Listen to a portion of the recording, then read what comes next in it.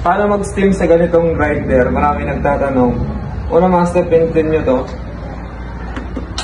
Then, purge. Yan. Ayan yan. Tapos, steam na tayo. So ito, idikit nyo lang master. Yan. Lapit ka nga dali siya.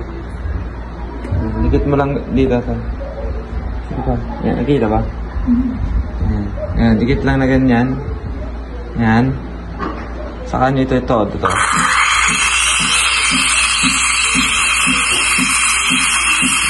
Hayaan nyo lang siyang ganyan. Nakikita nyo ba ito? Habang tumatagal, lumalakas din yung pressure niya. Yan. Ayan, tingnan nyo, nawawala na yung ingay niya, master. Yan ang mga ito siya. Dito. Yan. Yun na ulit natin. Ibabaw lang natin.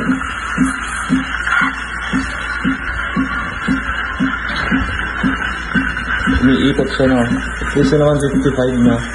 7. So ito yung magiging texture niya, master. Ito mga ganda, diba? So yun na, master, is pag-i-steam, ganun lang po yung technique.